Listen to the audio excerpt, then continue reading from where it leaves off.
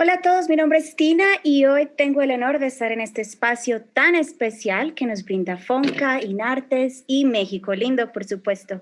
Hoy vamos a hablar de un tema el cual todos sabemos, pero no aplicamos constantemente como deberíamos, nuestra diversidad e inclusión humana. Un tema que cada vez se nos olvida y no siempre reconocemos. Vamos a discutir lo que debemos normalizar. La discriminación física o identidad no es una opción, ni siquiera en nuestro vocabulario. La discapacidad física o identidad no es una enfermedad, es una condición. La idea de este espacio es celebrar, discutir todas las prácticas artísticas y sobre todo educarnos para entender así nuestras falencias en nuestra sociedad. Y como dice Henry Visconti, en realidad no existen personas discapacitadas, solo personas con distintos grados de aptitud. Voy a comenzar introduciendo a nuestros amigos que hoy nos acompañan.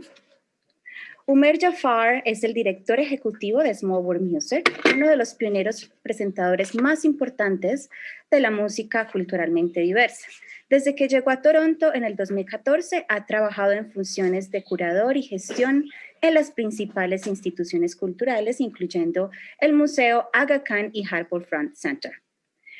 Es miembro también del Laboratorio de Líderes Culturales y Empresariales de Toronto Art Council, programa de liderazgo ejecutivo de artes. Se desempeña como miembro de la Junta de varias obras de arte sin fines de lucro.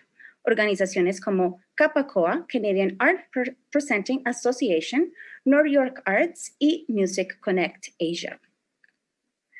Les voy a presentar a nuestro segundo panelista hoy. Su nombre es Eloy Núñez, representante del colectivo de Mujeres de Humo, que viajan mostrando su cultura y gastronomía del Totonacapan, impartiendo conferencias y talleres de demostración. Asistente de la Escuela del Centro de Artes Indígenas, donde se forman cocineros tradicionales. Representante del Festival Tajín, en todas sus ediciones con un grupo de mujeres y hombres mostrando su gastronomía y sus trajes tradicionales. Organizador del evento Gala de Día y Bonita de Noche, un festival de diversidad de género donde todos los indígenas y las comunidades participan. Coordinador de la casa escuela llamada Casa Formadora de Vida. En su comunidad también es miembro de un comité de LGBTQ llamado La Magia del Totonacapan, para detener la discriminación, donde apoya a las comunidades jóvenes. De ahí les voy a presentar a una gran actriz y directora, Aide Boect. Estudió literatura dramática en el Teatro de la Facultad de Filosofía y Letras del UNAM. Como formación complementaria, ha asistido a talleres de dirección escénica, técnica de payaso, teatro de objetos, voz y dramaturgia, con reconocidos profesores de México y España. Ha trabajado como actriz profesional desde 1990. Desde entonces, ha participado en más de 50 producciones, es directora de 15 espectáculos. Ella es la autora y adaptadora de una docena de textos teatrales. Imparte talleres de actuación, improvisación, teatro de objetos y procesos creativos en diferentes instituciones. Ha participado en diferentes series de radio, televisión, del UNAM, IMER, TV Azteca, Canal 40 y Canal 11. Ganadora del Bienal Internacional de Radio por Área de Divertimiento en el 2006. Ha sido becaria del Fondo Nacional para la Cultura y las Artes en el programa Escénica de Creadores con Carrera y es directora de la compañía Nubila Teatro, un espacio de creación escénica. Autora del libro A Jugar al Teatro y parte del repertorio Escena del 2018. Actualmente está a cargo de la Dirección de Programación Artística del Centro Nacional de las Artes. Y nuestro último y querido Alberto Lomnitz estudió su licenciatura en el UNAM y posteriormente una maestría en Comunicación y Teatro en la Universidad de Illinois en Chicago. Su producción artística en teatro es prolífica. En 1993 funda Seña y Verbo, un teatro de sordos, compañía pionera en el campo del arte y la discapacidad en México y Latinoamérica, fingiendo como director artístico de la misma hasta el año 2016, en que felizmente relevado por el actor y director sordo Eduardo Domínguez. Además de lo anterior, se ha desarrollado ampliamente como docente y como gestor cultural. Ocupó el cargo de director de la Compañía Nacional de Teatro 1998 al 2000, director artístico en colaboración con Boris Showman, de la compañía titular de teatro de la Universidad de Veracruz, del 2005 al 2013, y coordinador nacional del teatro del INBA durante el 2017 y 18. Desde enero del 2019 coordona el nuevo programa de inclusión social, diversidad e igualdad del Instituto Nacional de Bellas Artes y Literatura, programa que busca incidir de manera transversal en las políticas de dicho instituto. Antes de comenzar, quiero pedir una descripción física de cada uno para que nuestros compañeros que nos escuchan y no pueden vernos entiendan cómo estamos. Así que voy a empezar por mí. Como les mencioné anteriormente, mi nombre es Tina, estoy en un lugar muy bonito, más que todo verde, en la ciudad de Medellín, Colombia. Traigo un suéter de color vino tinto, unas aretas de loop como candongas. Tengo un piercing en el lado derecho de mi nariz. Mi cabello es negro con un poco de pelos blancos. Y también tengo los ojos cafés oscuros. Yo voy a dirigir este panel y voy a invitar a mi amigo Umer Jafar para que nos cuente cómo llegaste a la posición que tienes hoy tú en Small World Music en Toronto, a tu trabajo de las artes. ¿Qué experimento o qué experimentación has tenido tú con algún tipo de rechazo al llegar a tu posición? Y si tienes alguna discapacidad que quisieras compartir con nosotros el día de hoy. Umer, te doy la entrada. Thank you very much, Tina. Gracias, Tina, por tenerme aquí en este panel y gracias a Enartes por la invitación. Mis disculpas, mi español solo comienza y termina en hola, entonces estaré hablando en español, digo en inglés. Les hablo de Toronto, Canadá, el cual es la tierra indígena de la tierra de Mississauga de la New Credit Nación.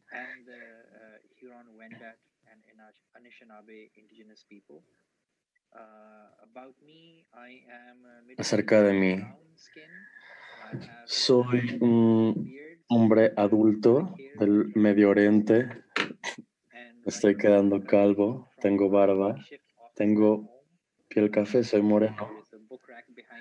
Hay un librero detrás de mí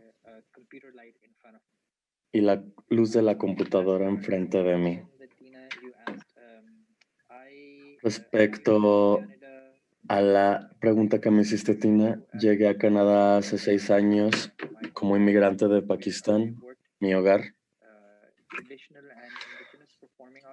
Trabajé en artes indígenas y tradicionales por muchos años, pero ese no era un trabajo porque no es considerado una industria en Pakistán. Y mis padres querían que hicieran algo real. Entonces, mi trabajo era ser contador y mi pasión era trabajar en las artes escénicas. Canadá es la primera vez que tengo un trabajo apoyando por el trabajo que hago y entonces eso fue muy emocionante. Más adelante, ahora soy muy afortunado de estar trabajando para Small World Music. Tina, les daré una pequeña introducción de la organización.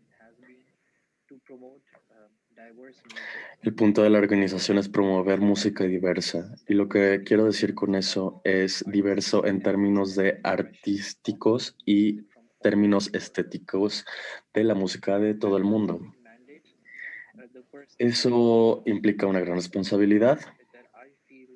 La responsabilidad más grande que tengo hacia la organización es ayudar a apoyar personas que han tenido experiencias que han resultado en menos oportunidades solamente porque son gente con diferentes tonos de piel o refugiados o inmigrantes, etc. Eso se asocia como mi experiencia como inmigrante en Canadá, en la que nos encontramos en situaciones donde estás en un nuevo país, en un nuevo mundo. Y entender ese nuevo mundo no es tan fácil como parece. Entonces, el trabajo que estoy haciendo en Small World Music es asistir a refugiados y a artistas inmigrantes e integrarlos en la industria musical de Canadá. Y esto es parte de varios proyectos en los que estamos trabajando. Voy a parar ahí. De hecho, no recuerdo la pregunta que me hizo, vi que desapareció. Entonces, quizás pueda regresar y bienvenida, Tina. Ahí I estás. don't know what happened, No so sé qué I'm not pasó. sure. No Perdón, estoy segura. que me había sacado, pero ¿dónde te quedaste? Nos estabas contando. Okay, Tina, I was saying I've forgotten what you asked, so Estaba diciendo que olvidé que preguntaste. Quería que repita la pregunta. Quería preguntarte cómo tú llegaste al mundo de las artes, que ya nos contaste un poco, pero si sentiste o sufriste cualquier tipo de rechazo en tu experiencia al llegar a la posición que tienes hoy y si tienes alguna deshabilidad con la que quieras compartir con nosotros hoy. yes, so coming to disability, I've actually only discovered Sí. very recently, 2 years. Descubrí recientemente, hace 2 años, que mental cognitive learning disabilities. tengo una disabilidad cognitiva, lo cual me parece muy interesante porque a través del año sabía que había algo Gave me extra challenges to do que me certain daba retos extras para hacer algunas tareas. Entonces, este es un nuevo descubrimiento y todavía estoy aprendiendo cómo vivir con él, especialmente porque lidiar con esto en el mundo pues ha sucedido automáticamente para mí.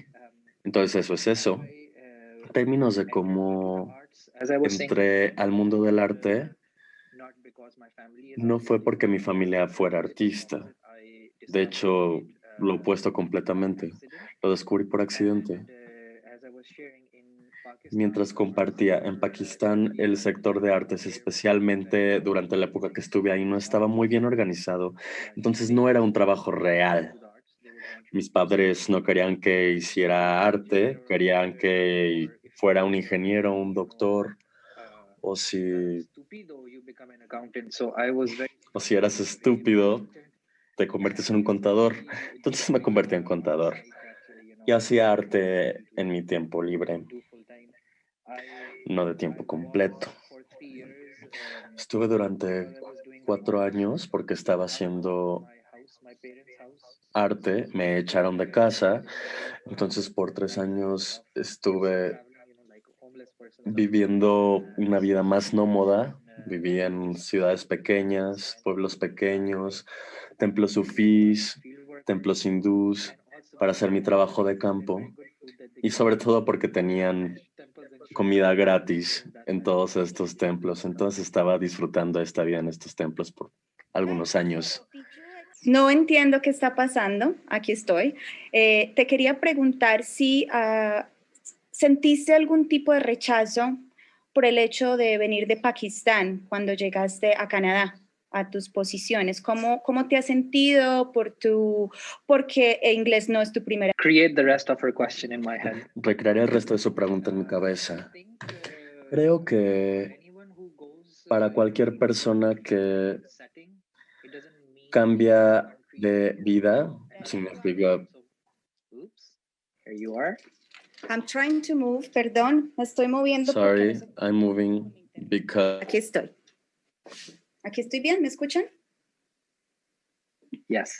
Dale, te escucho, Umer. So what I was saying is, it's, as you can Lo que imagine, decía es que, como te puedes imaginar, es difícil moverse de un país a otro, pero es lo mismo para personas move from one que se city. mudan de una ciudad a otra o de un plano rural a un plano urbano.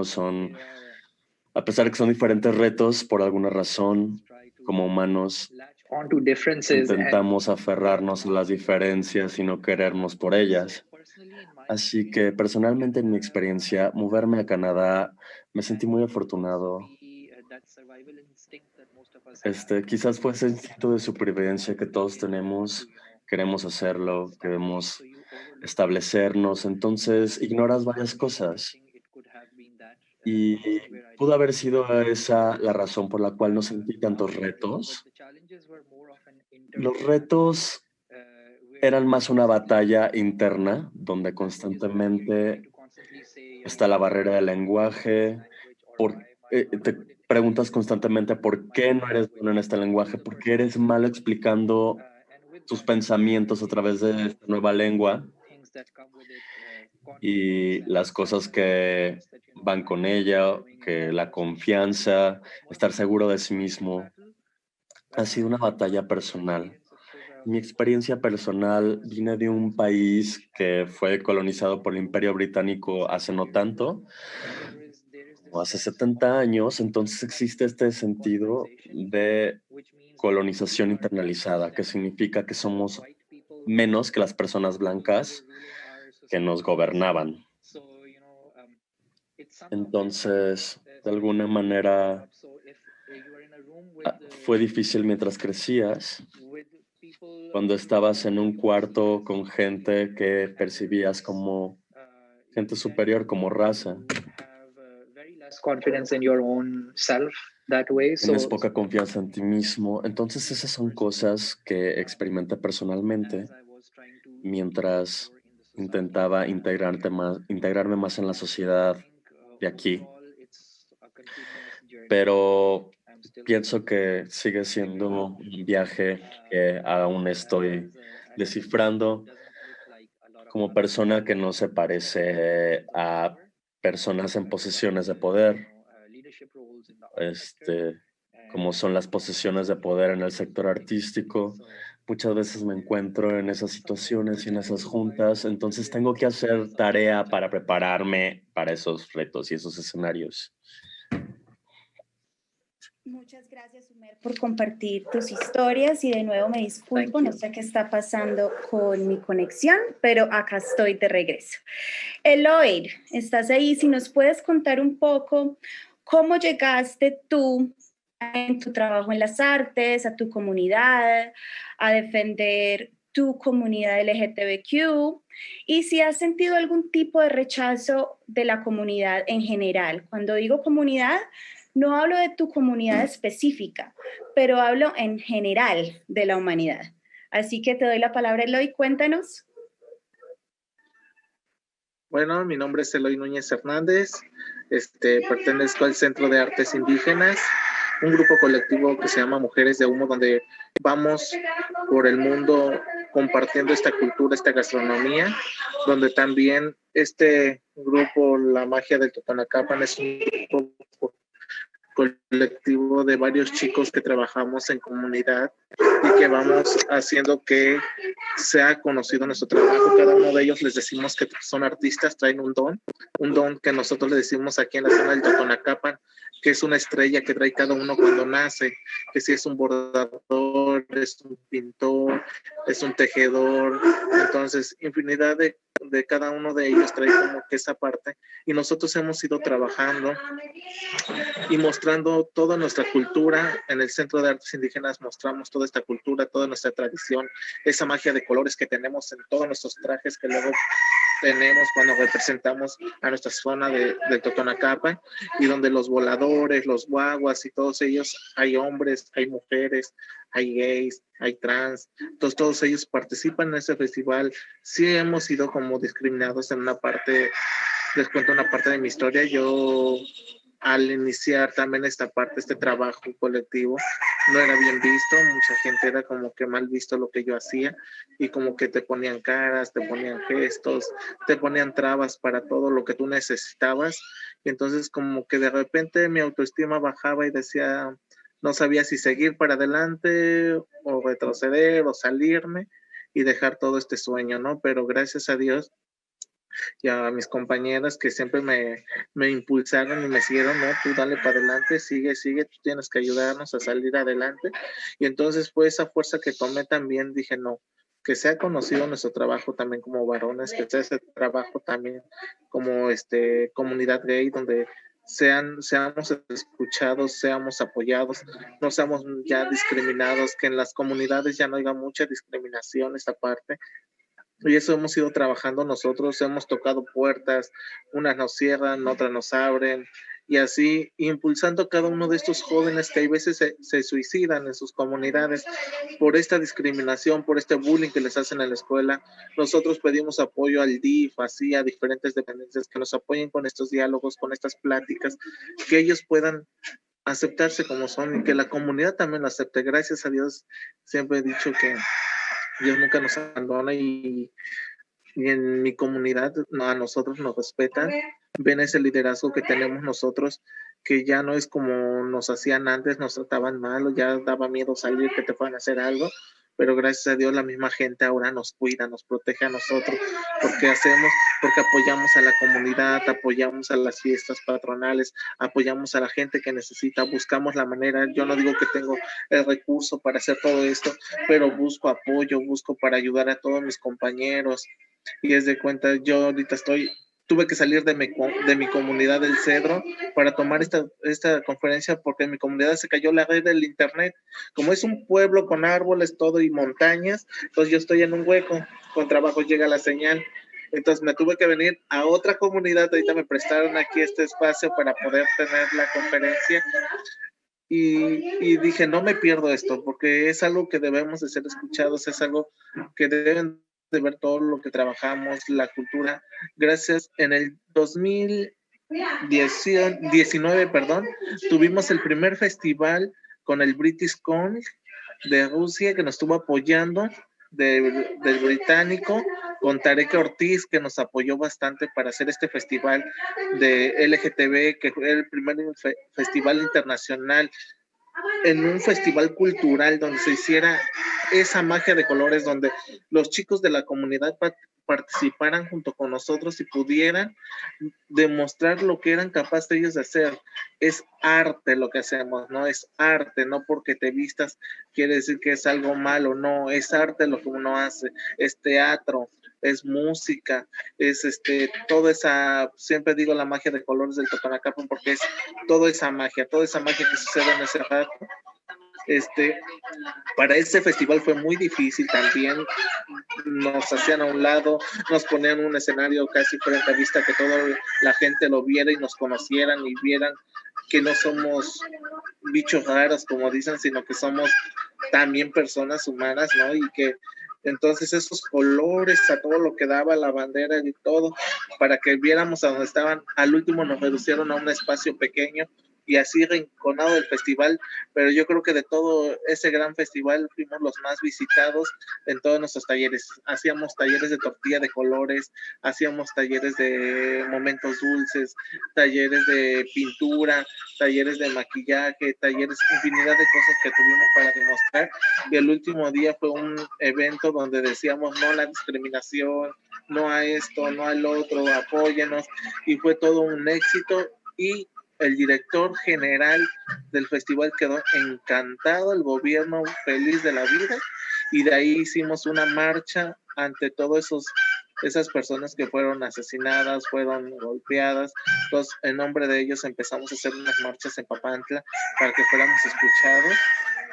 Y ha sido una experiencia muy, muy, muy buena, muy triste, pero sobre todo eso es como que te ha ayudado. Entonces, cada comunidad que nosotros visitamos, vamos y lo que podemos llegar y a trabajar junto con ellos. Y te digo, no hemos sido apoyados al 100%, así con varias dependencias. Nos han hecho a un lado, creo que no somos como prioridad, pero no terminamos de soñar, ¿no? Seguimos soñando, seguimos por nuestros propios medios, salimos a trabajar fuera, hacemos cosas, vendemos nuestras artesanías y eso nos impulsa cada día más a seguir luchando. Muy bien, me encanta. Dime, perdón, no te quise interrumpir. Por otra parte, también como centro cultural, lo que hacemos es eso, ¿no? Que la gente de ciudad conozca toda esta gastronomía, toda nuestra cultura, y que vean que todo es un arte, ¿no? Que no nada más es desde que la señora sale a vender su producto del campo, demuestra todo eso, que lo hace con amor, que lo hace con respeto, que lo hace con humildad. Entonces todo eso nos llena de orgullo a nosotros ser totonacos, ser gente indígena, pero que también tenemos ese sueño de seguir trabajando, seguir demostrando Y para nosotros ha sido muy hermoso todo esto. Tenemos un libro colectivo que nos ayudó también, una cadena de restaurantes que se llama Mujeres de Humo, es el libro que salió, es de un grupo colectivo también donde estoy junto con 7 mujeres maravillosas y soy el único varón junto con ellas, y ese libro lo presentamos en Cali, Colombia. Fue la primera presentación del libro porque en México no fue como que le interesó promocionar este libro, sino que el primero que promocionó fue el país de Colombia, y ahí estuvimos presentando nuestro libro. Y gracias a Dios Qué fue un lindo. éxito. Y de los animales, la carretera, porque aquí arriba tengo la carretera principal que pasa, entonces escucha todo. Y No pasa pero nada, todo- estamos dándole la bienvenida a todos los que nos puedan acompañar y vernos. Gracias, Eloy, por compartir tus experiencias. Voy a continuar ahora con Aide. Aide, cuéntanos. Bueno, ya sabemos todos que Aide es actriz y que tiene un currículo súper grande, pero lo que quisiera escuchar de ti es cómo llegaste ahora donde estás con el teatro, con los chicos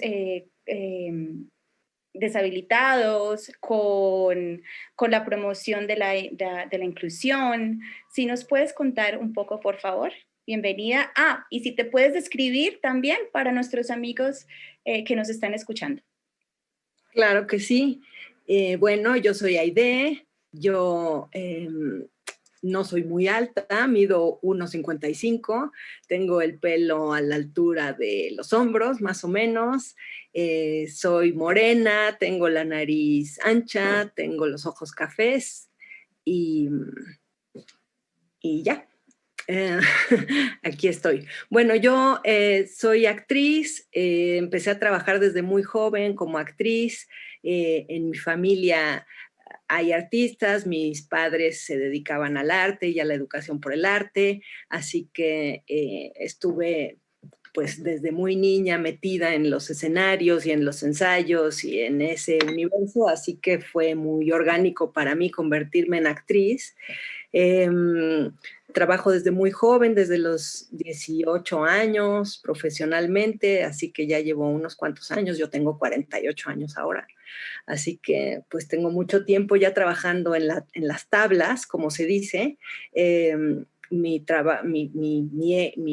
columna vertebral, digamos, es mi carrera como actriz, pero también he dirigido mucho teatro y he escrito también mucho teatro.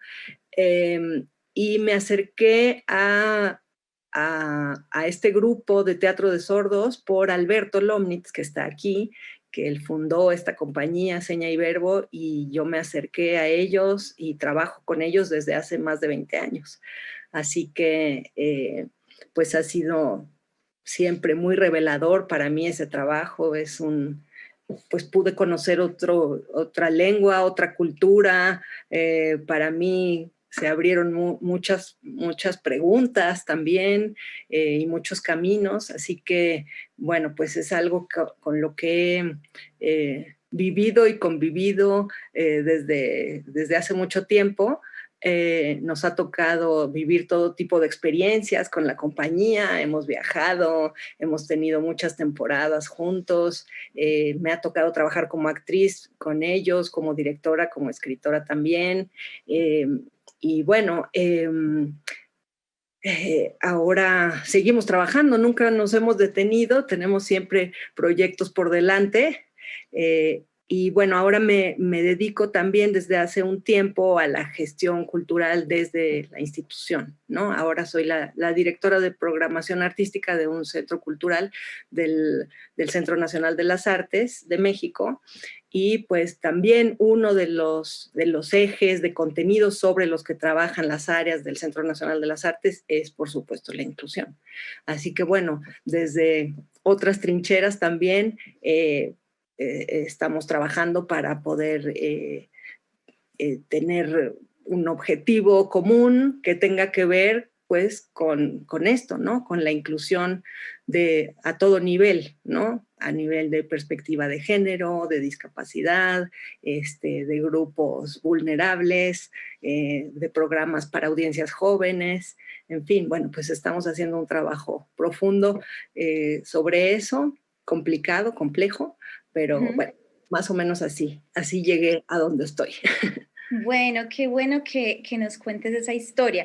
Te iba a hacer una pregunta, pero como yo sé que ustedes dos trabajan juntos con Alberto, primero, Alberto, antes de que continuemos con la segunda pregunta que les hice, quería que nos cuentes cómo llegaste tú a formar ese teatro tan especial, tan increíble, que es darse cuenta que eso existe, ¿sí? Porque hay muchas personas que somos ignorantes a cosas tan especiales de inclusión que existen, y si no la cuentan, o si no tenemos espacio como el que tenemos hoy en Inartes, por ejemplo, no sabría que existía, porque yo realmente trabajo mucho con la música, con el lado de la música, la producción musical, los eventos, conciertos y todo este tipo de cosas, y las cosas accesibles para el arte no siempre son perfectas, ¿sí? Obviamente tenemos todavía muchos altibajos, pero cuando me di cuenta que existía este teatro, yo dije, no puedo creer que yo no sabía.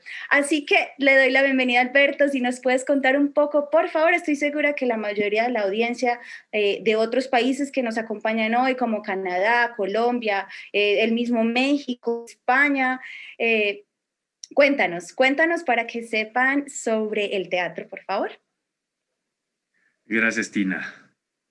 Bueno, primero que nada me presento, soy Alberto Lomnitz, soy un hombre cis, de origen judío, de 61 años de edad, sin discapacidad.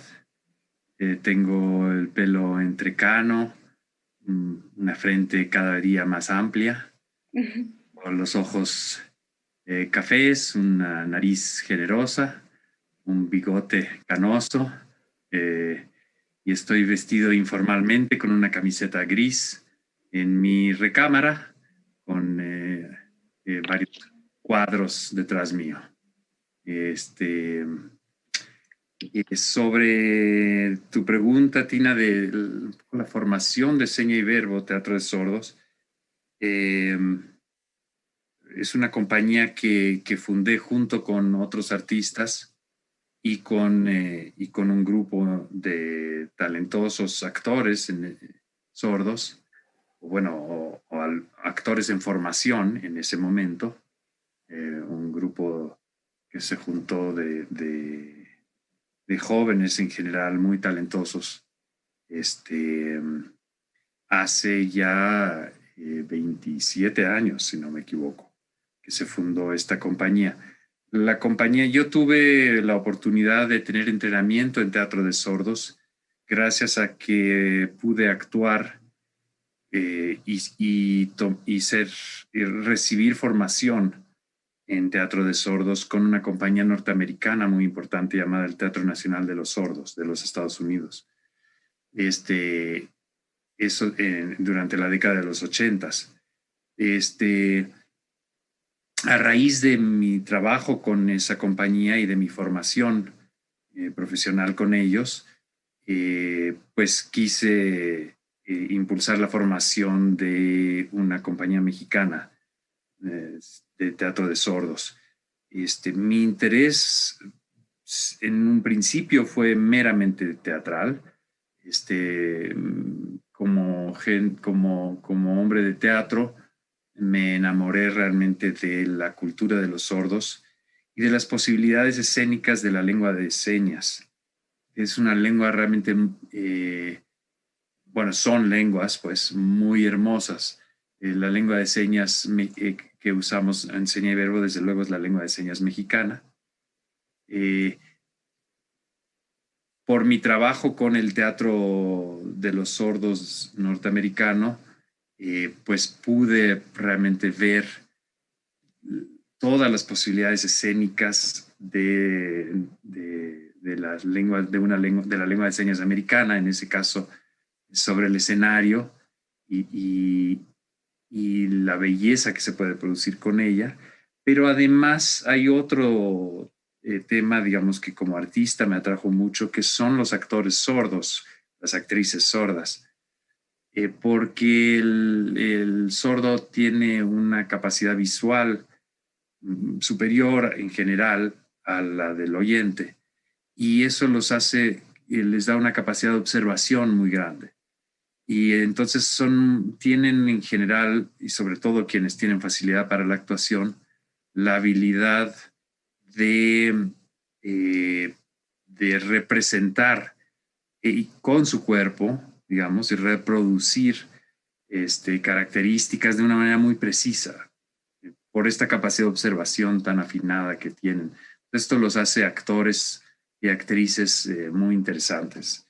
Entonces ese fue mi inicio realmente, simplemente porque dije aquí hay un campo artístico que me interesa mucho, que me atrae mucho. Sin embargo, después de comenzar con la compañía Seña y Verbo, que empezamos a inicios de los años 90,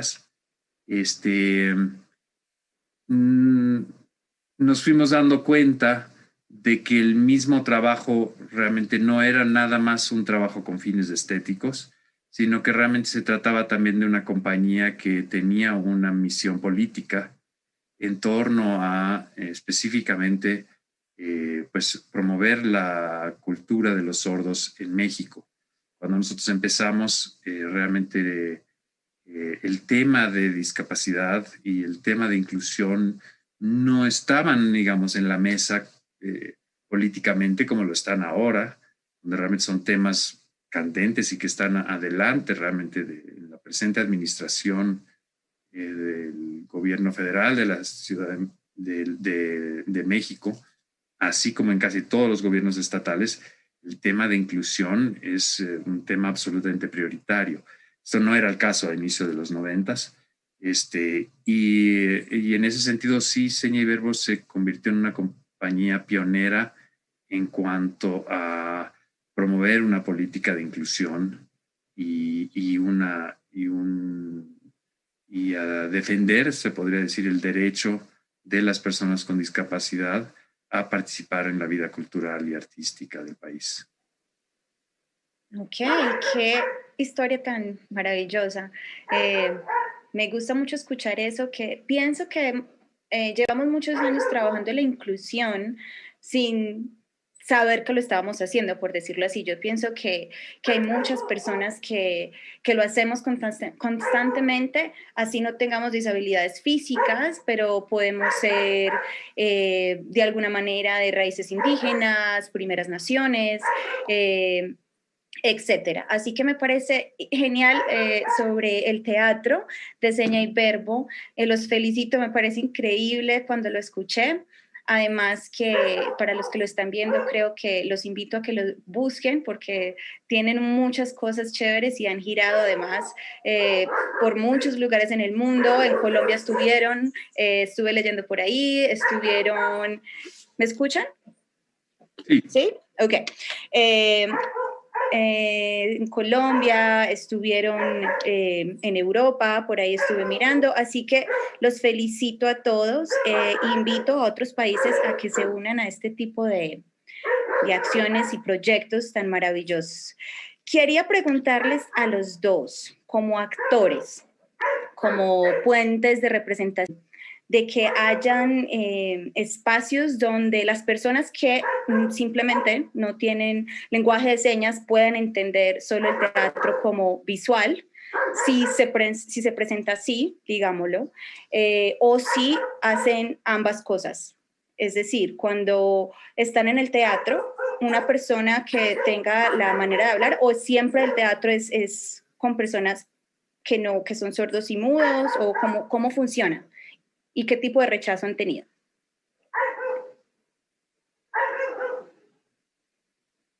¿Aide? Bueno, las obras de Seña y Verbo suelen ser espectáculos bilingües para sordos y para oyentes. En general se trabaja con el grupo base de actores sordos de la compañía y se hace invitación por proyecto a actores profesionales oyentes, que por supuesto tenemos que aprender lengua de señas para poder comunicarnos con nuestros compañeros. Y los espectáculos son bilingües, es decir, para todo público. Así que, bueno, es un buen vehículo y un buen camino para que los oyentes, para que los sordos puedan tener espectáculos en su propia lengua y para que los oyentes puedan acercarse a la cultura sorda desde las artes escénicas, ¿no? Alberto, ¿puedes ampliar un poco? Pues, sobre el tema del rechazo que preguntas, creo que es un poco fundamental a la definición de la inclusión, de la palabra inclusión. Es decir, creo que nos lleva un poco a hablar de qué significa inclusión. Y creo que inclusión es lo contrario de exclusión. Y por lo tanto, es básicamente un asunto de discriminación. Cuando hablamos de discapacidad en particular, es un campo, como bien mencionabas tú, pues es un campo particular dentro de todo el mundo de la inclusión. Es decir, dentro del mundo de la inclusión, pues sí, están las personas con discapacidad que creo que ocupan un lugar muy importante, porque creo que son, en general, comunidades que han sido extremadamente discriminadas en todos lados. Pero ciertamente, pues igualmente estamos hablando de inclusión de grupos indígenas, de comunidades de diversidad sexual, temas de género, todo tipo, etcétera. Es decir, se dice mucho, he oído mucho la gente decir, lo único que todos tenemos en común es que somos diferentes. Es decir, la diversidad incluye a todos. Lo que no incluye a todos es la discriminación. Es decir, sí, quizá todos seamos diferentes, pero no todos somos discriminados por ser diferentes. Entonces, tenemos que entender que básicamente de eso se trata. Es decir, cualquier grupo que digamos, este es un grupo que requiere, digamos, que hay que hacer un trabajo activo para incluirle, es porque ha sido discriminado. Y eso, digamos, la discriminación, desde luego puede ser un maltrato de que pues alguien de plano sentí que alguien me rechazó, pero digamos, en el caso de la sordera, por ejemplo, de lo que estamos hablando en términos de seña y verbo, pues la discriminación existe desde el momento en que la lengua no es accesible. Es decir, en el momento que no hay interpretación en todos los eventos, en que la educación, empezando por ahí, no hay acceso a buena educación en lengua de señas para los niños sordos y las niñas sordas, en México, por ejemplo, pues desde ahí ya estamos hablando de una discriminación de raíz. Entonces, más allá digamos, de la experiencia personal que yo haya tenido, de que en algún momento me haya sentido, digamos, o que hayamos sentido que la compañía haya sido rechazada, creo que estamos hablando más bien de una compañía, digamos, hablando de seña y verbo nuevamente, que ha estado justamente haciendo mucho trabajo por ir eliminando las barreras que impiden el acceso. Perfecto, qué bueno lo que dices. Creo que fue ayer, tuve una conversación con Aide más o menos de la misma situación y quería antes de continuar con la segunda pregunta mencionar esto acá porque me pareció muy importante que Aide me dice, cuando hay padres de familia que tienen un hijo que nacen sordos, pero los padres no son sordos, inmediatamente le buscan un aparato para que el bebé o el niño pueda escuchar y se pueda comunicar con la comunidad común y corriente, como lo estamos haciendo ahora nosotros o con sus propios padres. Y la diferencia... Con la comunidad oyente, sí. Con la comunidad oyente.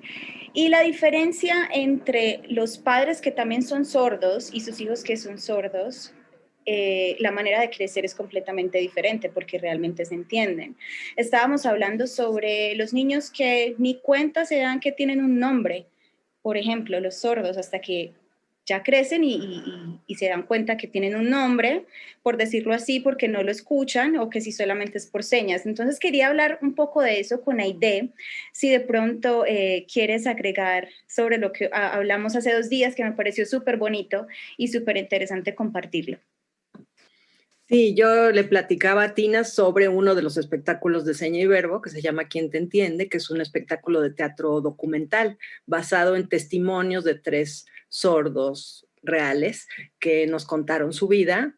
Y a partir de esas historias reales, Alberto hizo la dramaturgia de un espectáculo, ¿no? Y hablábamos pues un poco de eso, de algunas de las historias de este espectáculo, que es muy revelador, que siempre ha sido muy revelador para el público, ¿no? De darse cuenta, yo vivo en la misma ciudad y en la misma comunidad donde sucede esto y yo nunca me había dado cuenta, ¿no?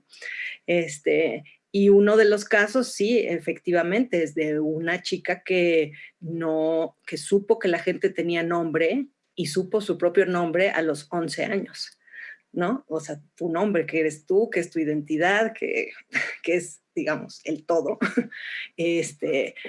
Ella lo conoció a los 11 años. Entonces, bueno, así como esa historia, pues hay historias brutales que uno no se imagina que podrían suceder y que suceden, ¿no? Y la vida cotidiana de un sordo en un mundo de oyentes, pues es muy dura, ¿no? Yo pienso que las cosas han evolucionado también, que se ha hecho mucho trabajo y que también la tecnología ha ayudado un montón a la comunidad sorda para poderse comunicar entre ellos, ¿no? A través de videos, pero bueno, antes eso no se podía, por ejemplo, ¿no? O sea, antes siempre había los sordos tenían que buscar un apoyo con un oyente para que pudiera hablar por teléfono con no sé quién para avisar que él no sé cuánto, ¿no? Ahora a lo mejor es mucho más fácil o más accesible, bueno, pero como esa, pues hay un montón de historias, este espectáculo está construido así, ¿no? Un poco habla desde la infancia, la adolescencia y hasta la adultez de cada uno de estos personajes y viendo cómo se han enfrentado a la realidad desde su condición, ¿no? ¿No? Alberto, ¿quieres ampliar? Hablábamos un poco de eso también, de la diferencia de un sordo que nace en una familia de oyentes a un sordo que nace en una familia de sordos y cómo pues es diametralmente distinta la comunicación con sus propios padres, ¿no? Bueno, te pregunté eso porque me parecía interesante que todos lo escucháramos. Además, yo tuve la experiencia de un festival en Canadá que se llama Sunfest, de estar ahí con una agrupación colombiana el año pasado y cuando se podían tener conciertos en vivo. Y había una familia específica que era el padre y la madre, el padre y el hijo, que ha ido por muchos años al festival, porque además yo me le acerqué y le pregunté cómo hacía el niño para escuchar. Y él obviamente era mudo, era sordo y tenía discapacidades físicas. Y lo primero que él hacía era quitarse sus zapatos en la manga para escuchar el beat de la música. Y se quedaba todo el tiempo viendo todas las agrupaciones, las bailaba, pero nadie, absolutamente nadie de su alrededor sabía que eso era lo que estaba pasando. Entonces, les quería comentar eso y para continuar en la segunda pregunta, quería preguntarle a Umer, ¿cómo crees que el año 2020 ha abierto puertas o espacios para escuchar y conocer la necesidad de incluir la diversidad? O sea, ¿qué espacios nuevos tenemos? ¿Qué positivo nos ha traído el COVID en el mundo de las artes para abrir espacios como este, por ejemplo, y expresarnos? Umer.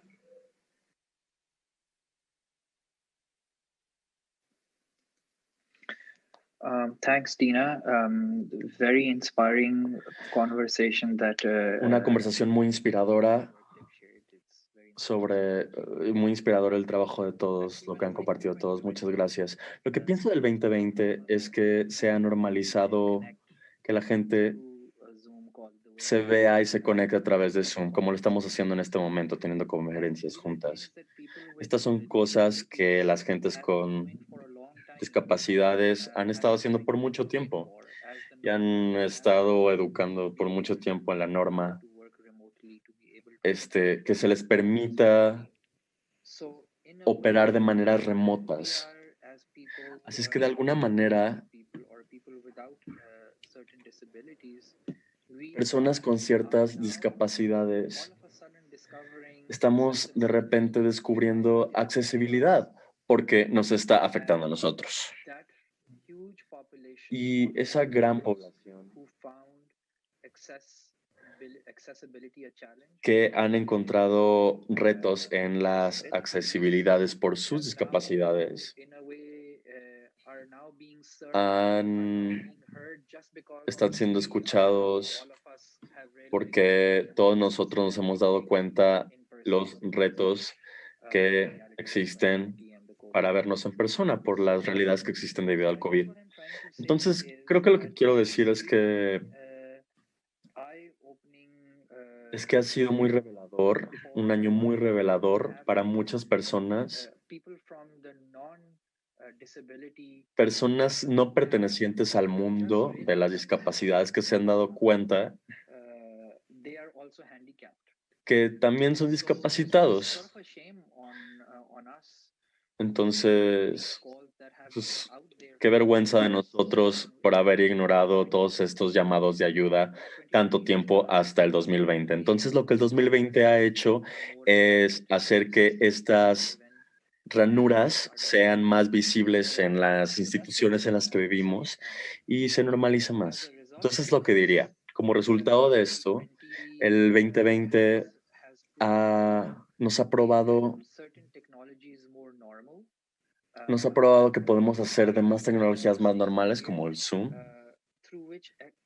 a través del cual la accesibilidad se ha convertido en algo más fácil, ya sea la accesibilidad para gente con capacidades diferentes, ya sea para la gente con diferencias económicas, diferentes partes del mundo que simplemente no pueden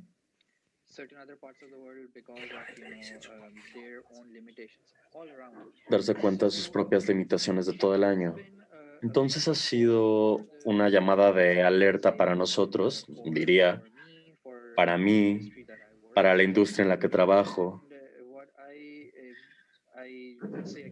Lo que diría de nuevo es que es una vergüenza para nosotros que tuvo que suceder una pandemia global para darnos cuenta que hay gente en el mundo que no está incluida cuando estamos hablando de nuestros planes, cuando estamos hablando de nuestro trabajo. Entonces, qué vergüenza para nosotros. Vergonzoso. Y algo más que añadiría a la conversación que está tomando lugar es que cuando hablamos de inclusión y accesibilidad para personas con diferentes tipos de habilidades,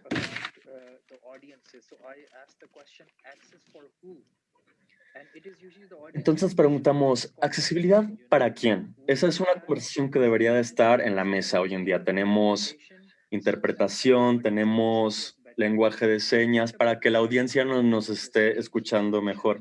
Pero, ¿qué hay acerca de los ingenieros de audio, los vestuaristas, los escenógrafos, todas estas personas detrás de cámaras, tras bambalinas, que quizás también tienen deshabilidades? Entonces es un buen punto para comienzo.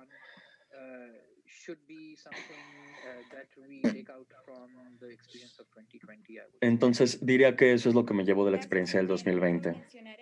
Thank you, Umer, for mencionarlo también al final de la conversación, pero te me adelantaste un poco. Quería hablar sobre accesibilidad.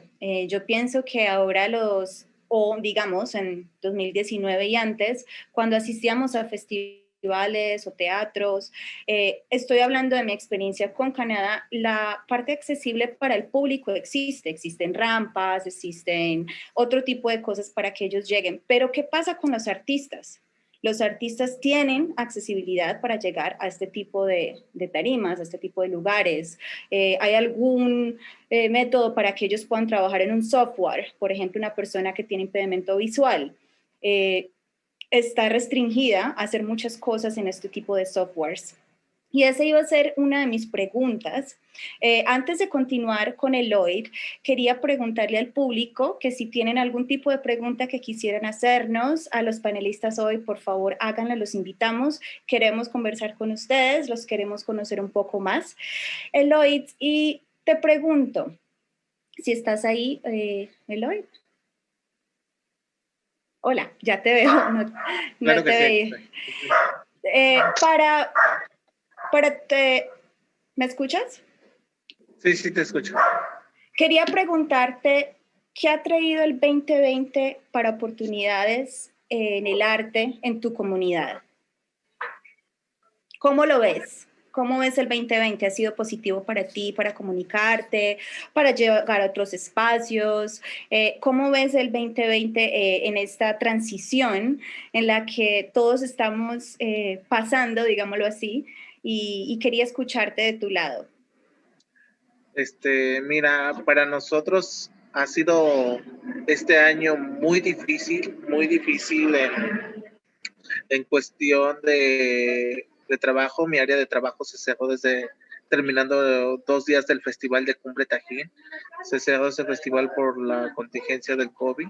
Entonces, para nosotros ha sido muy, muy difícil seguir trabajando porque no vamos al centro de trabajo, estamos desde casa, pero se han abierto como estas oportunidades también, no nos ha sido como que una parte triste, sino que también nos ha abierto puertas a la tecnología, a esto de poder hacer conferencias, a dar clases en línea, que para nosotros este 2020 nos ha hecho como que unirnos más como familia, convivir los desayunos, las comidas, las pláticas familiares, como que todo eso nos ha ayudado a nosotros a volvernos a reencontrar, ¿no? A volver a estar comiendo de la comida del campo, a volver a toda esta unión que antes había perdido, porque antes salías tempranito y llegabas hasta la tarde a tu casa, nada más llegas a dormir y otra vez al otro día, y era la rutina. Y ahora este año 2020 ha sido esta convivencia familiar con tus padres, hermanos y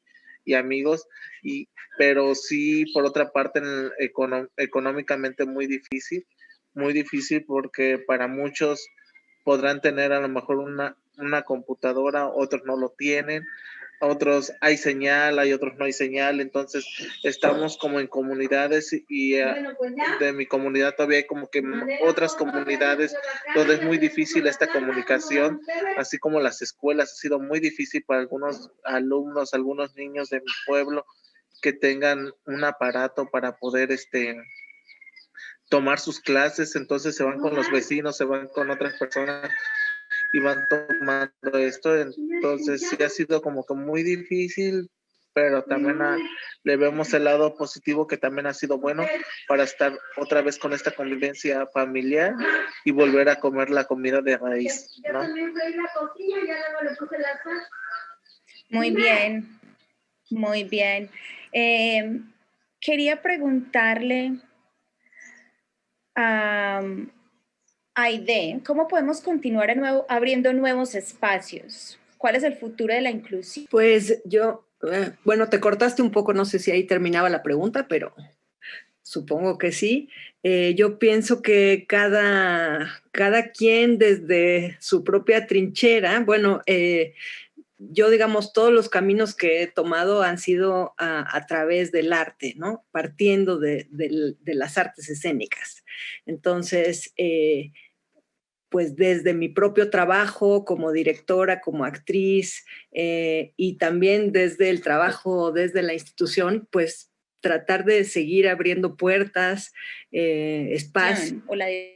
espacios de inclusión, ciclos, áreas, ¿no? Donde podamos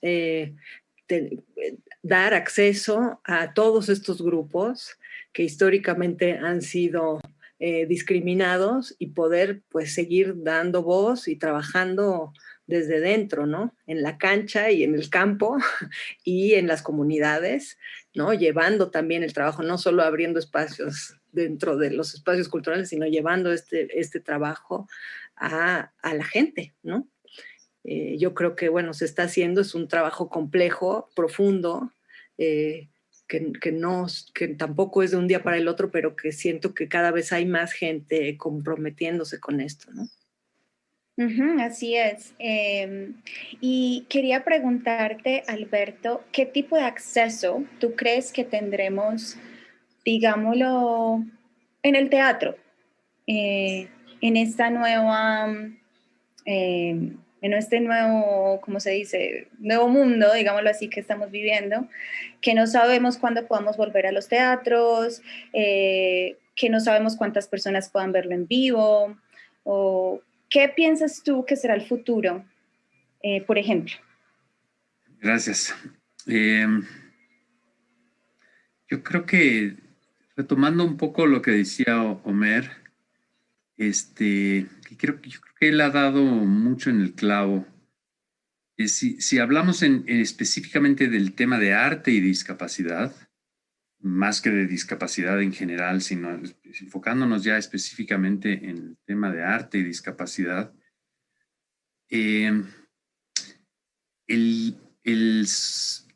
primero que nada, creo que no estamos hablando nada más de accesibilidad de públicos, que por supuesto es un primer paso indispensable.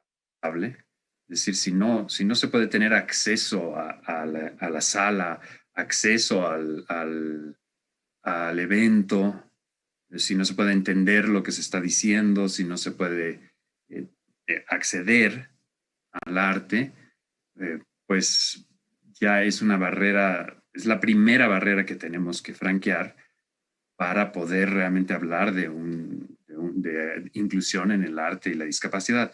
Pero no deja de ser la primera y es muy importante no quedarnos ahí, es decir, no estar pensando en que lo que estamos buscando es simplemente que los públicos puedan tener acceso. Estamos hablando realmente, cuando hablamos de inclusión en el arte, tenemos que pensar en términos de participación plena en el acto artístico desde todos los ángulos. Por supuesto desde el público, pero también desde la creación, desde en todos sus aspectos. Y esa es la parte, creo, muchas veces más compleja. Es decir, ¿dónde están los artistas con discapacidad? Hay muy pocos, realmente. Y necesitamos, obviamente, impulsar mucho más la creación de los artistas con discapacidad. Pero este es un asunto complejísimo porque estamos hablando de un sistema excluyente de raíz, es decir, desde la educación primaria, desde la base hay una exclusión. Entonces, digamos, tú dices, bueno, un músico, tengo entendido es tu campo, por ejemplo, pues, ¿dónde se formó como músico? ¿Fue un conservatorio? Pero ¿cómo le hace una persona con discapacidad que no puede acceder al conservatorio? A mí me ha tocado hablar con gente de conservatorios, por ejemplo, que dicen, nosotros no somos excluyentes, es decir, todo mundo puede llegar y tomar nuestros exámenes de admisión, ¿no?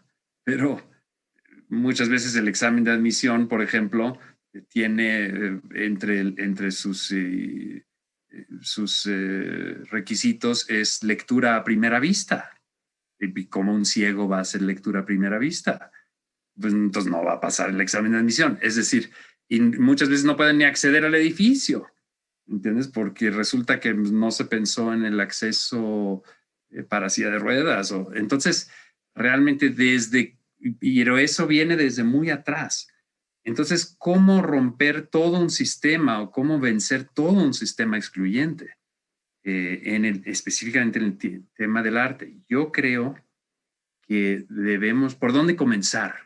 Y digo, creo que en el INBA me toca ahora actualmente enfrentar estas preguntas porque felizmente se me invitó en esta administración a integrar un programa de inclusión social, diversidad e igualdad, que justamente el sentido de este programa es preguntarnos de qué manera podemos impulsar mejor una inclusión en el campo del arte y qué acciones podemos tomar concretamente. Y creo que por supuesto hay que atacar todos los lados simultáneamente. El acceso a la sala, digamos, es el acceso del público al arte, tenemos que al mismo tiempo entrar en el tema de educación artística y al mismo tiempo en el tema de creación. Yo creo que en particular, creo que este último tema es algo que hay que arrancar ya. Es decir, tenemos que forzar un poco la maquinaria para incluir a artistas con discapacidad. Y eso significa tomar acciones afirmativas.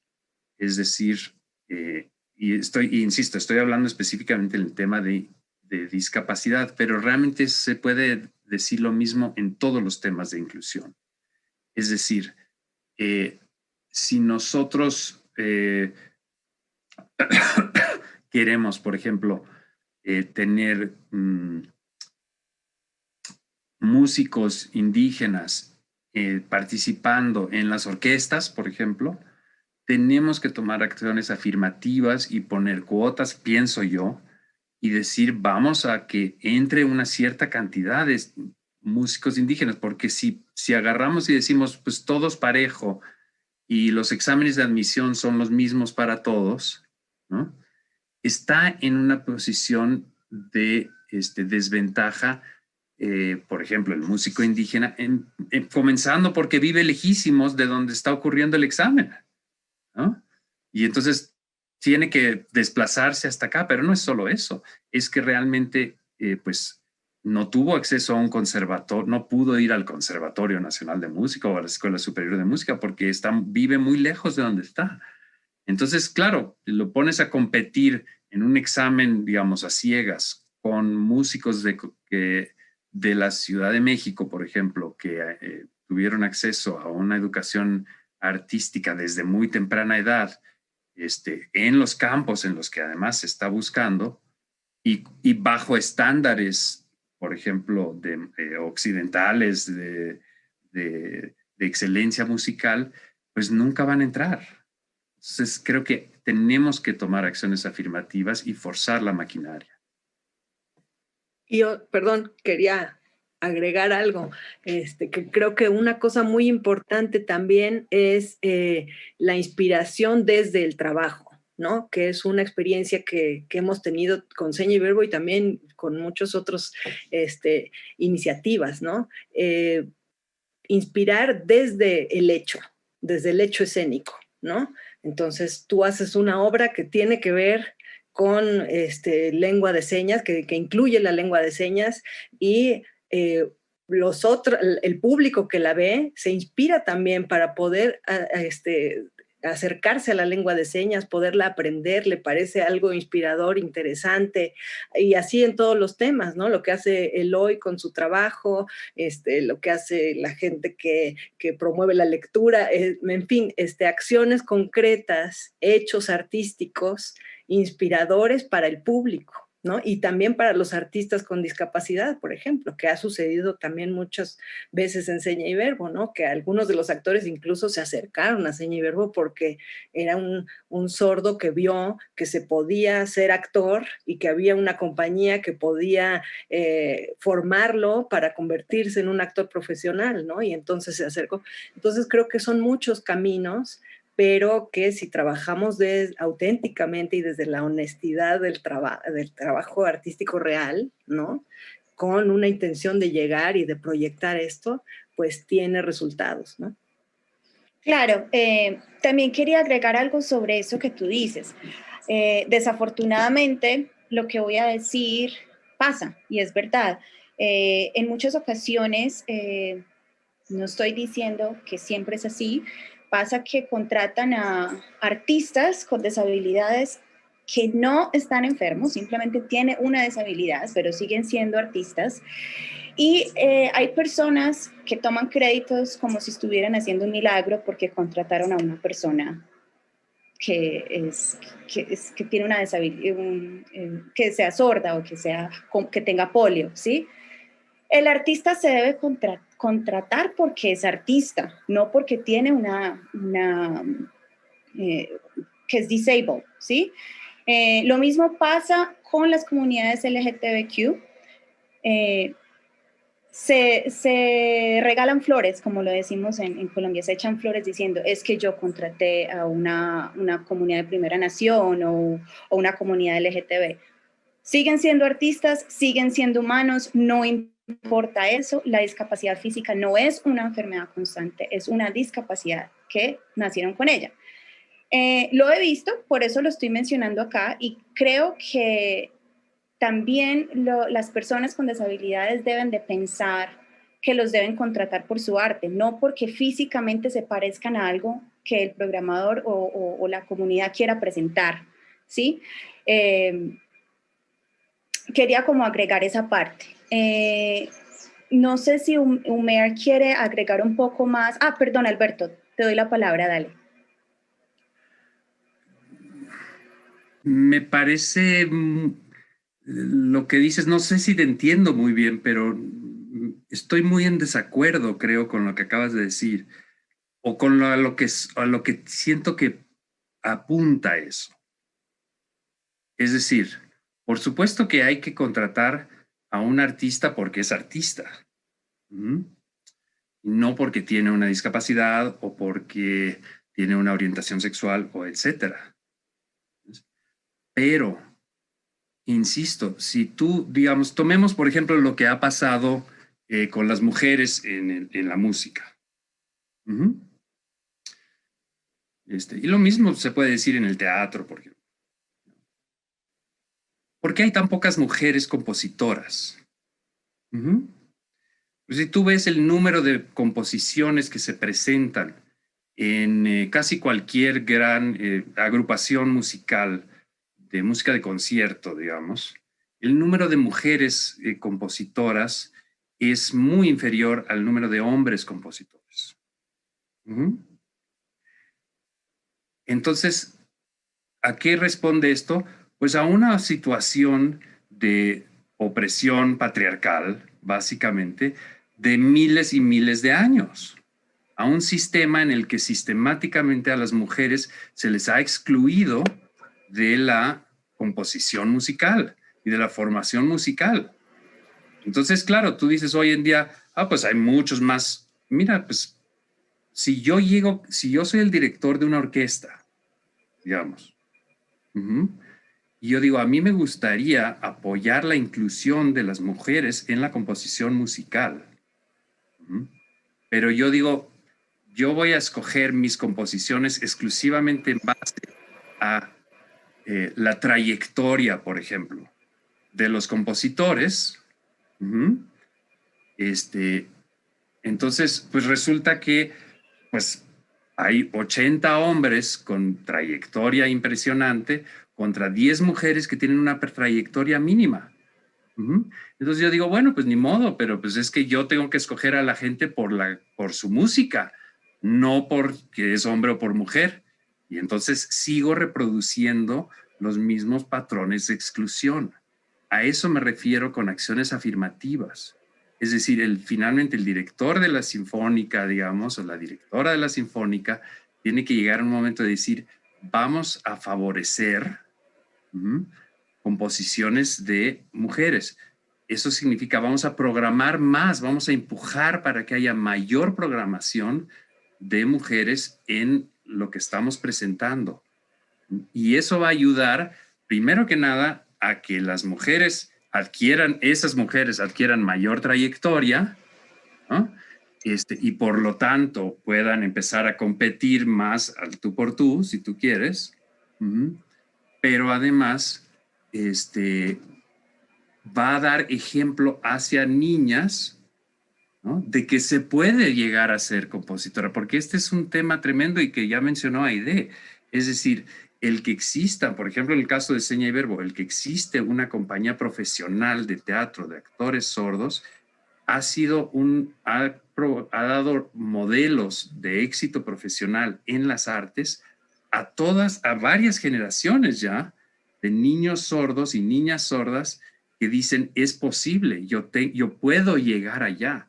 El criarse, imagínate, si tú te crías desde un lugar donde, lo mencionaba Omar perfectamente, dice, yo me crié en un mundo colonial en el que a mí se me enseñó ¿no? Que el europeo tenía una cultura superior a la mía.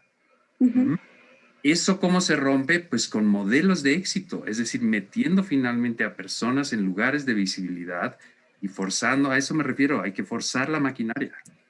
Claro, yo creo que no me hice entender bien cuando me expresé. Yo estoy completamente de acuerdo contigo. Es más, promuevo mucho a los artistas emergentes, especialmente mujeres o primeras naciones. 100% estoy de acuerdo contigo. A lo que me refiero es que un artista con problemas disabled, digámoslo así, también debe verse como un artista, no solamente porque tiene una deshabilidad física, ¿sí? Pero esos espacios sí tienen que estar abiertos para todos, para que sea inclusión, ¿sí? Como lo estamos hablando. Ahora, sobre eso, quiero responderte sobre por qué quizás las mujeres somos minority, ¿cierto? Estamos en, ¿cómo se dice eso en español? Perdón, minoría. ¿Por qué somos minoría? Y lo voy a expresar desde mi propia experiencia. Y creo que esto lo he hablado también con Umer en el pasado, en otras conversaciones que hemos tenido en debates, que preguntan por qué hay tan pocas mujeres o por qué siempre escogen a menos mujeres que hombres. Y no solo es porque hayan pocas compositoras o porque hayan menos mujeres que trabajan en el arte o en la música. Pienso que somos muchas. Lo que pasa es que también tememos a presentarnos a becas o cosas o trabajos que quizás pensamos que no somos lo suficientemente, que tenemos toda la educación requerida para ese tipo de trabajos y queremos tenerlo todo perfecto. Yo he visto colegas hombres que no tienen todos los requerimientos y sin embargo se presentan, ¿sí? Esa es la diferencia también. Entonces los hombres de alguna manera tienen cabida y lo que yo quiero decir acá es que nosotros como mujeres tenemos que apoyarnos a decir, sí, por favor aplica estas becas, sí, por favor ve y habla con esta persona o toca tu música, queremos escucharte, queremos saber quién eres, porque si nosotras mismas no nos abrimos a estos espacios, nunca vamos a tener cabida. Eso también pasa. No es que sea siempre machismo, claro que lo existe y es algo que llevamos años tratando de decir, es que yo quiero, sí, quiero unos espacios también como mujer, pero si yo no lo hago, ¿cómo voy a llegar? Entonces, pienso que también es eso, y no sé si de pronto Aidewan quiera agregar algo sobre lo que acabo de decir, porque somos las dos mujeres que estamos acá presentes. No sé, te doy la palabra en ese caso. Sí, creo que son los dos caminos, ¿no? Los que hay que tomar, ¿no? Como comunidad, ¿no? De mujeres, decir, bueno, vamos a apoyar a otras mujeres y vamos a promover y vamos a informar que existe todo esto para que se aplique a las becas, para que se postule, para que se concurse, ¿no? Y también desde la institución abrir espacios, como dice Alberto, ¿no? Con cuotas y decir, se cubre esta cuota y se hace un ciclo de mujeres y se hace un ciclo de discapacidad, o sea, ¿no? Cubrir esos porcentajes para poder ir abriendo espacios, ¿no? Picando piedra desde la base para que se abran, ¿no? Creo que Umar quería decir algo. Sí, Umer, ¿quieres hablar y compartir un poco sobre lo que estábamos hablando? Yeah, this is such an inspiring Sí, insight. esta es una inspiración tan conmovedora, inspiradora. Gracias por contribuir todos. Quisiera decir que yo me veo reflejado en lo que dice Tina, más conectado con él, especialmente en el contexto canadiense. Aprecio los comentarios también y me doy cuenta de que lo que dicen es que ustedes vienen de un problema de operación donde no tanta inclusión existe. Pero cuando veo el paisaje de Canadá, muchas veces encuentras que hay instituciones predominantemente menos inclusivas que ahora son forzadas a hablar de diversidad e inclusión y por esta razón están incluyendo a personas como un token, como un modelo. Tenemos que llenar una cuota LGBTIQ o una mujer, una persona negra, una persona discapacitada. Y ese es el problema sistemático. Si lo estás haciendo por el hecho de simplemente llenar una cuota sin crear esa concientización de lo que está sucediendo en el otro lado, la persona que está siendo contratada siente que mi poder artístico no importa, solo importa mi disabilidad y mi color de piel. De alguna forma están propagando más inseguridades en ese individuo. Y eso es bastante común en este legado institucional que es predominantemente del hombre blanco, especialmente en Canadá. Entonces entiendo lo que dicen respecto a eso. Y gracias por compartir eso. De alguna manera, eso también se conecta con algo que Alberto dijo, que era bastante increíble, porque hablaba de derribar sistemas de exclusión, derribar los problemas sistemáticos de exclusión. Y la perspectiva que me gustaría añadir es que para derribar, ¿de acuerdo a quién? ¿Quién está tomando estas decisiones? ¿Como un token? ¿Como un modelo? Si es predominantemente un modelo cisgénero del hombre blanco, o si es una mujer trans, negra, o si es un hombre discapacitado, están hablando en sus términos y tomando decisiones basándose en alguien más. Entonces, cuando estoy hablando de la reestructuración institucional, me atrevo a decir que es una manera colonial de desarrollar sistemas, porque pensamos que venimos de un lugar superior de comprendimiento y de entendimiento y estamos tomando decisiones porque entendemos tu problema y estamos tomando decisiones basadas en tu problema porque conocemos, porque sabemos mejor. Entonces, de alguna manera necesitamos derribar esa manera de pensar. Y lo que me atrevería a decir es que tenemos esta conciencia en esta conversación, esta conciencia de inclusión, esta conciencia de accesibilidad, de equidad, pero yéndonos más adelante, también me atrevería a decir que ¿de acuerdo a quién, a qué términos está haciendo esta inclusión?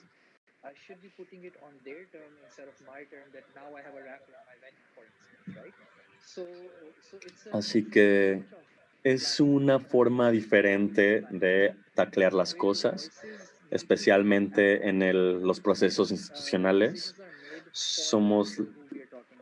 Debemos de ser las voces para las decisiones que se están tomando a las comunidades que pertenecemos, las comunidades con disabilidades. No hay manera de que podamos tomar decisiones para otras comunidades sin que ellos estén ahí siendo parte activa del proceso de toma de decisiones. Entonces, de alguna manera, todo está conectado. ¿Cómo podemos mejorar esto? No estamos mejorando esto para nosotros mismos bajo nuestros propios términos. Estamos intentando mejorar las cosas para otras personas y son ellos los que deberían de estar pidiendo otras cosas. Estoy de acuerdo. Creo que también nuestros trabajos son escuchar. Se me confundía el inglés con el español. Creo que es súper importante que aprendamos a escuchar a los artistas. ¿Qué necesitan? ¿Qué necesitan ellos de nosotros? Como puentes de conexión, ¿sí? Como espacios que se abren para ellos.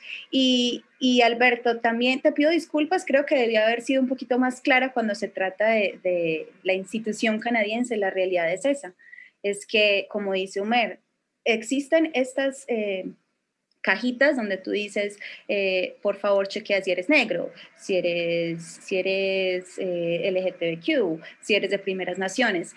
Y nosotros en este momento lo que realmente estamos tratando de hacer es, ¿por qué tengo que chequear esa cajita? Ahora entiendo tu punto de vista, porque hay que tener un porcentaje, ¿sí?, de personas que puede ser, yo no tengo esa respuesta, pero sería lo lógico. Pero al mismo tiempo, por el lado de inclusión, digámoslo así, en Canadá o Toronto, por ejemplo, como lo vemos es, yo quiero que alguien me contrate a mí porque yo soy buena en lo que hago, ¿sí? No necesariamente por la accesibilidad, cuando tú hablabas de personas que tienen espacio para ir a la escuela, a una universidad mucho más cara, no necesariamente eso, porque nosotros, por ejemplo, yo trabajo también con UMER en Small World Music y nosotros tenemos cursos para nuevos emigrantes que son artistas emergentes. ¿Sí? Que no tienen dinero, que nosotros les abrimos las puertas para decirles qué hay que hacer. Obviamente todo esto es sin ánimo de lucro, pero para ellos, para su bienestar. Entonces pienso que también debemos entender que no se trata solo de inclusión en el mundo de las artes, sino de desde qué país venimos, qué se está haciendo en cada país en el que estamos, para podernos entender un poco más. No sé si de pronto quieras agregar un poco a eso que acabo de decir, Alberto.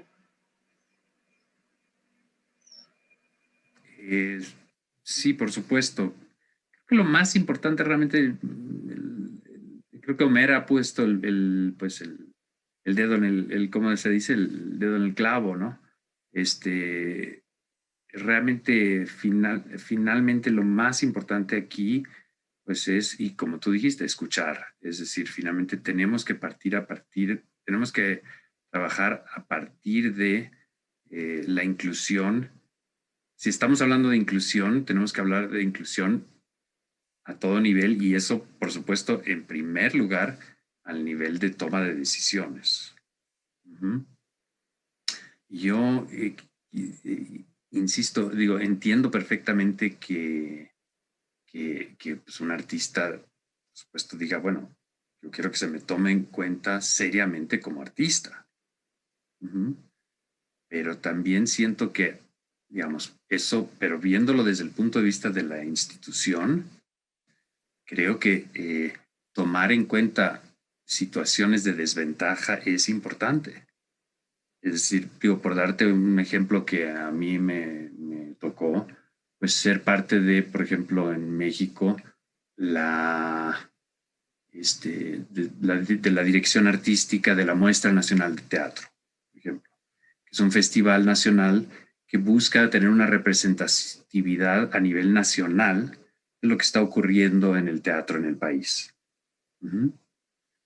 Pues resulta que en México es un país bastante centralizado, lo sigue siendo, y uno de digamos, cuando hablamos de inclusión, por ejemplo, a nivel nacional, pues uno de los temas que tenemos que abordar es el problema de la centralización. Es decir, que finalmente las artes las grandes escuelas están en la Ciudad de México, los grandes foros están en la Ciudad de México, y por lo tanto, digamos, un artista escénico de la Ciudad de México tiene enormes ventajas en su educación, en los recursos que tiene a su disposición para hacer grandes montajes. Entonces, de repente estamos comparando a los artistas de la Ciudad de México con un artista de Tabasco, por ejemplo, de un pueblo en Tabasco, pues ese artista no tuvo posibilidad de ir a una escuela de arte dramática, casi no hay un teatro ni siquiera con una tramoya profesional, no hay un diseñador de iluminación con quien pueda trabajar, no tiene un diseñador escénico, no tiene un músico escénico, ¿me entiendes? Está trabajando en condiciones muy, muy diferentes a la que está trabajando, digamos, un artista escénico, creador escénico de la Ciudad de México.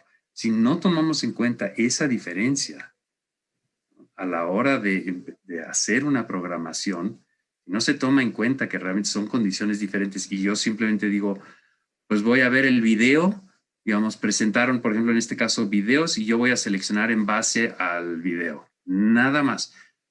Pues resulta que el artista de Tabasco ni siquiera tuvo acceso a una buena cámara de video, ¿no? ¿Cómo los puedo comparar en igualdad de términos? Eso es lo único que estoy diciendo, que sí, digamos, desde el punto de vista institucional, se tiene que tomar en cuenta que hay personas, que hay artistas que están trabajando en condiciones desfavorables y que, por lo tanto, eso pues se tiene que tomar en cuenta a la hora de programación. Eso es básicamente el punto que yo quería hacer. Nada más. Estoy completamente de acuerdo contigo. Perdón. Dale.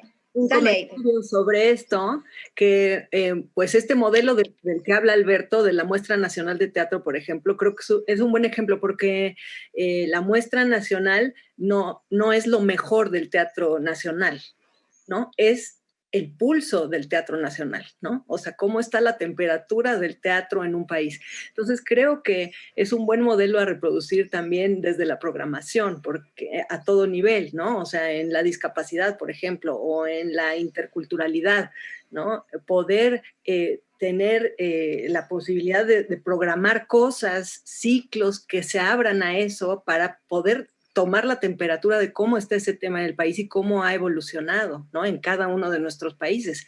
Y también abrirlo para que se proyecte hacia el público, ¿no? Que el público lo pueda conocer, tenga acceso a ver qué está pasando en otros lugares que no es su propia burbuja y su realidad, ¿no?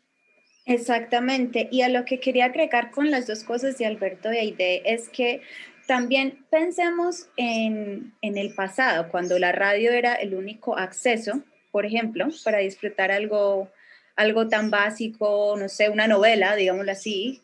Todo el mundo tenía un radio en su casa y simplemente la prendía y podía disfrutar de eso, pues porque la conexión de radio llega a todas partes, hasta los lugares más distanciados de la ciudad. Entonces, quizás también deberíamos volver y regresar un poco más a lo que éramos antes, ¿sí? Para también incluir ese público, así como dices tú, Aide. No hay público que conozca o sepa lo que se está desarrollando, lo que nosotros estamos hablando, porque simplemente no tienen el acceso a una computadora, no tienen el acceso a un internet, no saben que hay personas que quieren ser actores o músicos, no entienden cómo pueden llegar a tener ese acceso y esa visibilidad, digámoslo así. Entonces también pienso que eso es importante, las cosas básicas, no enfocarnos tanto en que queremos cambiar todo, pero sí empezar a trabajar en la comunicación y escucharnos un poco, me parece a mí. Quiero leer algunos comentarios que nos han escrito en YouTube. Por el momento no tenemos preguntas, pero voy a invitar nuevamente si quieren hacer preguntas directas a todos nuestros panelistas, a Eloy, a Omer, a Alberto, a Aide, a Tina. Por ahora les voy a comentar. Dice, la inclusión es importante ya que el arte es para todo aquel que quiera expresarse y mostrar sus emociones.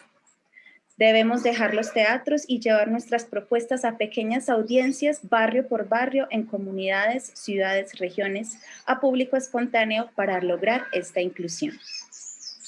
Otro mensaje que tenemos que dice, en Guanajuato, México, la compañía de danza regional Coreda tiene un grupo de personas con síndrome de Down llevado con mucho éxito. No lo conocía. Muchas gracias por compartir, qué bonito. Otro comentario dice, gracias por tantas miradas distintas para hacer arte más incluyente. Justo ayer leía una frase, el mundo no nos pertenece a todos. Nadie debería necesitar ser incluido. Ay, qué lindo, súper. Me encanta esa. Acá hay otra que dice, también concordamos con varios comentarios de apuntar nuestro trabajo a lo local, a lo pequeño, a lo periférico, a los olvidos. Continuemos con preguntarle a Omer si nos quiere comentar qué significa el término BIPOC. Yo sé que no muchas personas entienden ese término. Para nosotros en Canadá y en Norteamérica obviamente lo utilizan. El término BIPOC sobre la discriminación de blancos, indígenas, primeras naciones. Te doy la palabra a Omer para que nos cuentes un poco sobre ese término. Yes, thank you, Tina. Gracias, Tina. BIPOC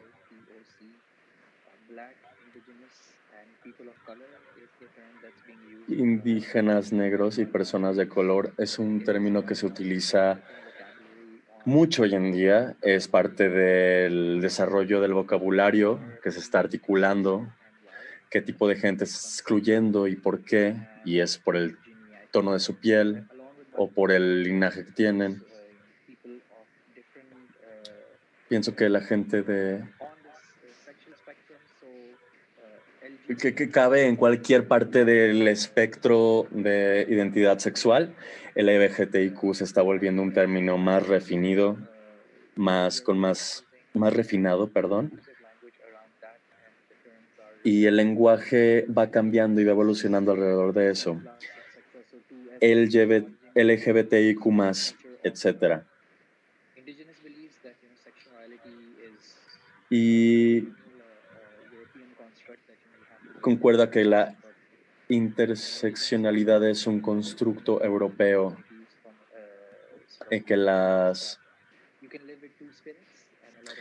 y mientras que las opiniones y las creencias de los nativos y de las comunidades indígenas estamos orientadas hacia las creencias de las personas de los espíritus. Entonces, el hecho de poner palabras a donde se dirige la conversación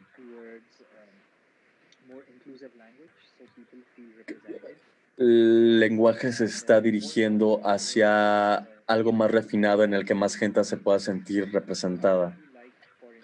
Me gusta mucho el ejemplo de que Aide estaba hablando de poner personas en el escenario. Alguien que es considerado no capaz en su cuerpo y así inspirando y representando a futuras generaciones y que alguien pueda ver a alguien como sí mismo en el escenario.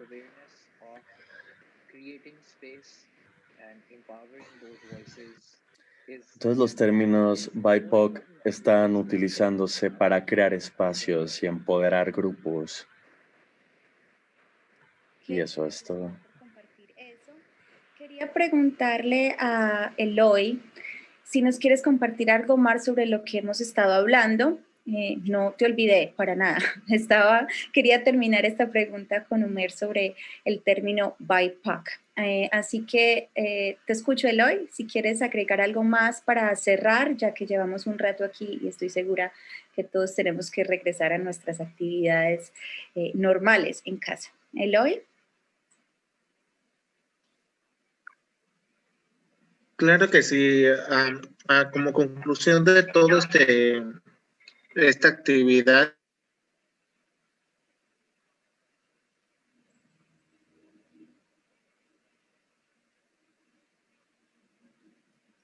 No te escucho.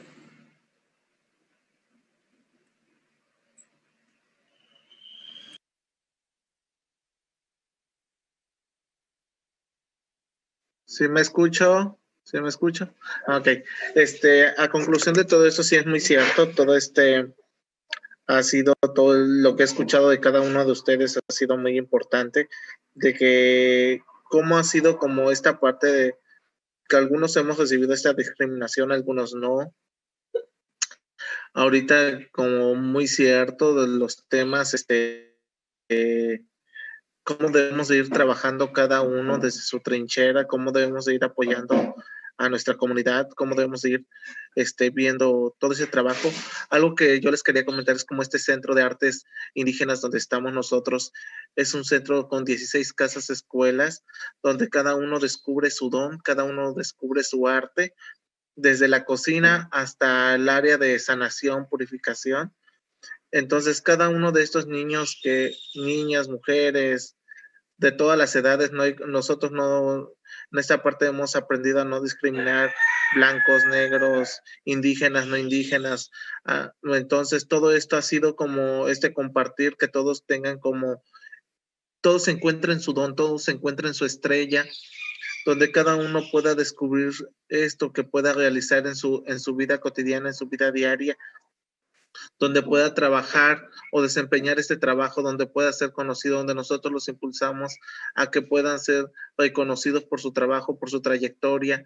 Entonces, para mí es un honor y de verdad me siento orgulloso de haber participado con ustedes en este diálogo, en esta plática, que no nada más se quede esta plática, sino que prosiga todo este trabajo y que conozcan más de cada uno de nosotros, de todo el trabajo que realizamos en nuestras comunidades, que no es fácil, pero ahí vamos, ¿no? Este camino no es fácil, entonces te caes, te levantas y sigues caminando día con día desde esto, entonces muchas gracias por todo, de verdad me siento agradecido y espero que sigamos en contacto y podamos seguir trabajando. Claro que sí, Eloy, gracias por tus palabras. Voy a decir unas palabras para cerrar y si alguien más se quiere despedir y darle las gracias a Inarte, a Fonca, a todos los que están acá, me encanta conocerlos, escucharlos, todos tienen unas mentes brillantes. Me encanta y qué honor conocer a Alberto y a Aide, a Eloy. Gracias por hablar de tu comunidad, de tu Primeras Naciones. Espero que por favor sigamos en contacto y por supuesto a mi gran amigo Umer que está acá con nosotros acompañándonos hoy y compartiendo un poco sobre otros países a los que como Pakistán y como Canadá que tienen cosas muy diferentes a las nuestras como Latinoamérica. Quería leer algo muy pequeño y lo quiero dejar aquí que es para pensar. La minoría más grande en el mundo es la discapacidad física, pero sin embargo, el miedo es la discapacidad más grande de todas. Así que si alguien más se quiere despedir, le doy la palabra. Bueno, a mí me gustaría también agradecer este espacio de diálogo. Ha sido muy constructivo y muy interesante. Y pues lo que concluiría es que pues tendríamos que partir siempre desde la humanidad y desde la empatía. Es decir, ponerse en los zapatos del otro, ¿no? Los sordos no van a poder escuchar, pero nosotros sí podemos aprender su lengua, ¿no? Nosotros sí podemos abrir espacios para grupos a los que se les han cerrado históricamente. Nosotros sí podemos pensar qué siente una persona que es discriminada. Entonces, yo creo que si partimos desde ese lugar, vamos a lograr un montón de cosas, ¿no? O sea, desde ese lugar, ¿no? Saber ponerse a pensar qué está sintiendo el otro y dónde se le están cerrando las puertas y cómo puedo hacer yo para abrírselas, ¿no? Para facilitarle la vida, el trabajo, la comprensión, en fin. Creo que si partimos de ahí vamos a lograr mucho. Qué bonitas palabras, Aide. Así como lo dices, escuchémonos más, amigos, seamos más humanos. Rescatemos el arte, no dejemos que se vaya a ningún lado, pero aprendamos por favor de nuestros seres humanos, de lo que somos, de cómo podemos ayudar. Y Alberto, ¿quisieras decir algunas palabras antes de despedirnos? Muchas gracias. Agradecer muchísimo, creo que ha sido una mesa muy estimulante. Con debate y con acuerdos y sobre todo con muchas ideas que se han manejado y pues realmente siempre es un gusto. Agradezco muchísimo y estoy muy contento de que en Artes haya programado una mesa sobre este tema tan importante y un poco en la misma nota creo que de simplemente enfatizar que cuando hablamos de inclusión estamos hablando finalmente de un tema de justicia social. Y tenemos que no perder esto de vista. No estamos hablando de asistir a personas. No se trata de ayudar a los que tienen a las personas menos afortunadas, que es desafortunadamente un enfoque que prevalece aún en nuestra sociedad. Esta idea de que pues, se trata de apoyar a personas. Y no es eso, es un tema de justicia social, es un tema de derechos humanos y de que tenemos que respetar los derechos de todas las personas. Muchísimas gracias. Gracias a ti, así es el derecho al arte, el derecho social. Umer, si quieres decir algunas palabras antes de irnos, despedirte para cerrar ahora. I just want to thank all of you. Solo quiero agradecer a todos por compartir su sabiduría y por el coraje con el que prosiguen en su camino y su trabajo, por invitarme. Completamente de acuerdo con todo lo que dicen. Y claro, concuerdo que es importante. La humildad. No somos superiores a nadie. Es nuestra responsabilidad compartir el espacio y el privilegio y el poder. Simplemente no hay excusa, es nuestra responsabilidad. was saying, like a call to action, that let this not be a conversation that stops when this panel Esta finishes. tiene que ser una conversación que no se termine. Es una conversación que tenemos que continuar en nuestro propio mundo, hacer de nuestra parte, incluir, reconocer el privilegio que tenemos para traer el cambio. Muchas gracias a todos. Quiero dar las gracias a Fernanda Ramírez, que es nuestra amiga haciendo lenguaje de señas, para todos los que nos están viendo, también a Oscar López como traductor, a todo el equipo de INARTES y a todos los que están aquí presentes acompañándonos como públicos. Conéctese con nosotros, estamos aquí para compartir, aprender y escuchar. Muchas gracias, INARTES. Chao. Gobierno de México.